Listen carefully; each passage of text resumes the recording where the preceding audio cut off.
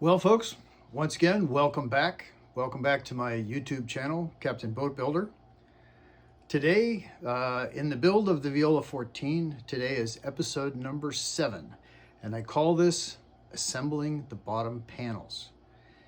For those of you who watched the last episode, number 6, if you watch carefully, you might have noticed that part of it was actually filmed upside down when I was showing how I made the templates and the patterns for positioning the webs before I connected the cross pieces together. You'll notice that a lot of it was shot upside down. I don't know why. I'd have to get my granddaughter here to tell me a little bit more about how to use my phone a little more correctly. But that was an oversight on my part. I also wanted to mention, as we get into this episode about assembling the bottom panels, I did have some trouble putting them together, mostly getting them to go together smoothly, to get the curves uniform, to get nice fair curves, and to get especially the pieces up in the bow to come together. And I think in retrospect, part of the trouble that I had may have been related to my pre-coating of the panels. I pre-coated everything with 3 coats of epoxy. And as a result, I think that I might have changed the edges slightly. The epoxy might have made the panels just fractionally wider because of the epoxy buildup on the edges, even though I did try to sand it. And that would affect the fit. So some of the problems I had with the fit of the pieces may have actually been my own mistake. I'm not sure. So regardless, let's go ahead and get right to it. Episode number 7, Assembling the Bottom Panels. Well, folks, I'm back with you now. I've been marking the location for the holes. And as suggested in the plan, you take the 2 bilge panels, you flip them back to back, clamp them together, and then you only have to drill a set of holes once because you're drilling through both panels. And you'll notice that I've got it here on my work surface, and I'm using these little spring clamps, and they do a really good job of taking these 2 panels together and raising them up just enough so that you can drill right through it easily. You pretty much start here in the middle where they're joined. These 2 are supposed to be about 5 millimeters either side of the join, and then this line, which runs parallel to the edge, is in about 6 millimeters, and there's one on both sides. You can see the one on the other side. Just draw that parallel about 6 millimeters in from the edge. Most of the spacing is 150 millimeters apart. I found out that the tongue depressors that I've been using to mix the resin are just about exactly 150 millimeters. So you run them all the way down, and the only change is when you get down here to the end. As you get, this is the aft side. These are the aft ends. And on the bottom only, at 1,000 millimeters from here out to the end, on the bottom side only, you reduce the spacing in half. So it'd be about 75 millimeters. And you may be wondering, once you get this stuff laid out and you start to get a little bit confused, you start to think, well, which is the bottom edge and which is the top edge? Just remember that the aft end of these is a nice even taper, and it's nice and pointed. And then as you look at them this way, the bottom edge, from looking at the instructions, is the edge on the right side here that has the least amount of curve. This is the bottom edge, and this edge with all the extra curve in it is the top edge. And then down at the other end, there's a slight variation. This is the forward end. If you look at this, you can see that in a strange way, the bottom edge of the front actually hooks back toward the other side. This is because of the shape of the bow. So one end is a nice clean taper on both sides, and the forward end has this little hook part right here on the bottom. And then on the forward end, when you're within 420 millimeters of the pointy end, now you're going to double up the spacing in here, and you can see how I've doubled it up. So that's just a quick little shot of a couple easy ways to mark this off, clamp everything together, and get ready to drill. And after you drill these two combined, you've drilled more than half of the holes. Well, folks, I'm back with you now. I wanted to show you just a little bit about the wire that I'm using to connect the hull panels together temporarily. I picked up this wire at Home Depot. You can see that this is 18 gauge copper wire. Seems to be about the right size. It's the size I used before on my previous build.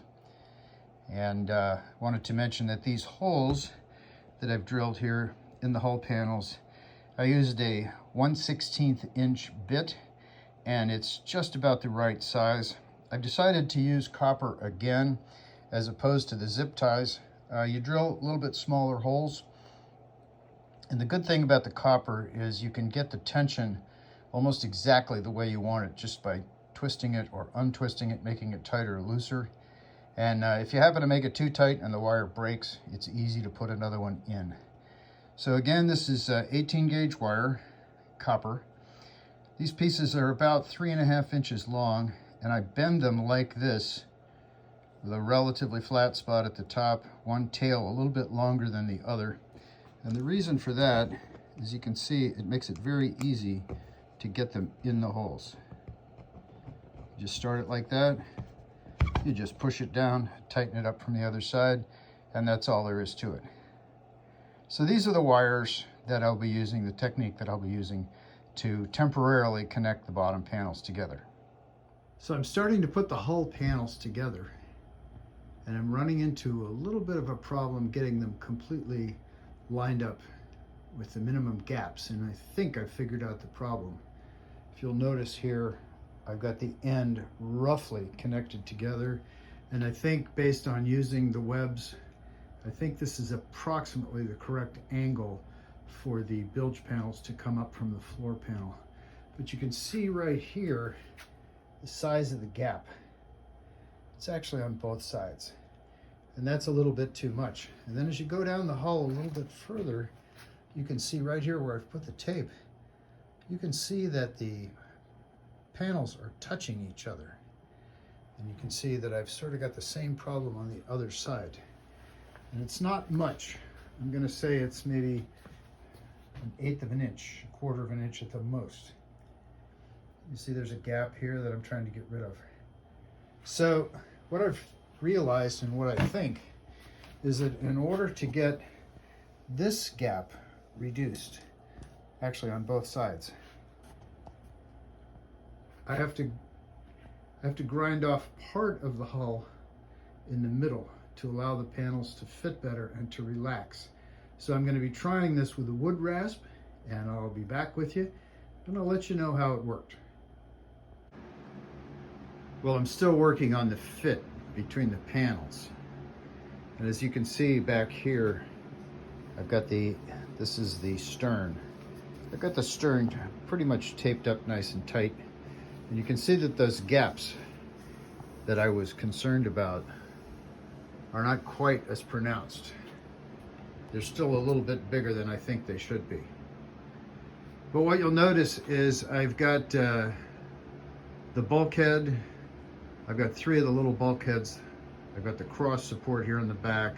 I've got one of the webs. I've got all of these loosely taped in place to simulate the shape that you're trying to wind up with. And what I've come to realize, which should be pretty obvious, just took me a while to figure it out, is that the boat has a substantial amount of rocker to the hull. You can see how it curves up at both ends. And what I've come to realize is that the rocker itself takes care of some of the fit. You can see, especially here in the bow section, you can see the curve in the hull and the dishing of the bow. So what I'm starting to see by checking by loosely putting in the bulkheads and webs, the hull is now starting to take shape. You still have some pretty substantial gaps up here in the front, and I think as the boat gets pulled into shape, some of those will go away. It's probably still just a little bit tight right here. I think I'm going to remove just a little bit of material here and a little bit on the other side. But I did want to point out that as you're putting all this together, and it doesn't seem like it's all going to go together correctly, keep in mind that there's a lot of bending in these planks and there's a lot of rocker in the hull, and that adjusts for a lot of the gaps. So I'll be back with you in a little while and we'll see if it works out better. I'm finally finished with all the wires and tying the hull together.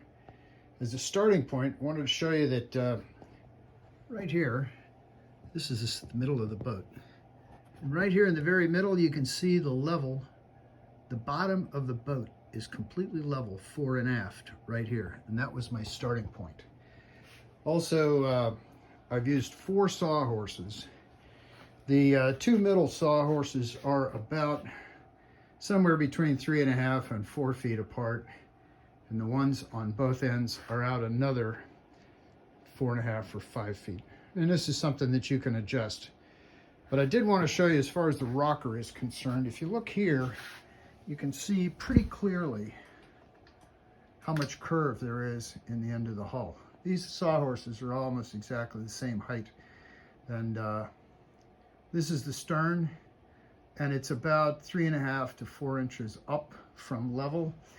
And I have a similar amount of rocker up here in the front, just being held up and adjusted on this forward sawhorse with some towels. So what I found, as I mentioned before, is that the rocker itself takes care of a lot of the difficulty in fitting the planks together. The green tape that I have is it's limiting the flex of the hull at exactly the correct distance so that the angle of the bilges from the bottom is exactly right for all of the webs, A, B, and C, and the forward bulkhead. So the angle of the bilges is correct.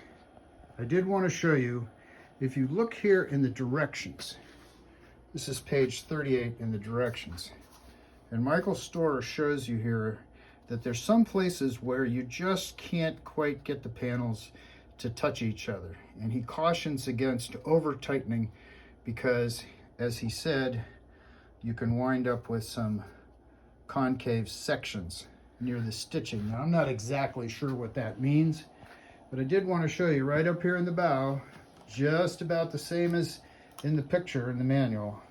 You can see here there's some gaps, and I've been careful not to tighten it too much. For the rest of the hull, there are some areas where there's some gaps, but most of them have the joint's been pretty good. I did do some work with a rasp and some heavy sandpaper. I took the whole thing apart and tried to fit the pieces a little bit closer together so that the curves would be nice and uniform. I did find out that when you're working up in the bow or in the stern, when you put these things much closer together, you can get a tremendous amount of leverage, because here in the bow, these side planks have to come in, they have to bend up. The bottom piece has to bend up, so there's a lot going on with the wood right here. But with these little pieces of copper wire, you'd be amazed how much tension you can get before they break.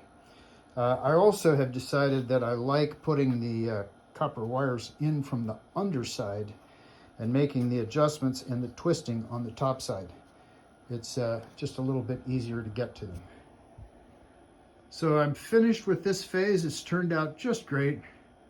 And the next phase will be to hook the top sides together at the bow and at the stern, put in the spacers, and then stitch the top sides to the top of the bilge panels. And then the hull will be pretty much complete except for the webs and the bulkhead. So I'm getting there, and I'll be back with you in a little while.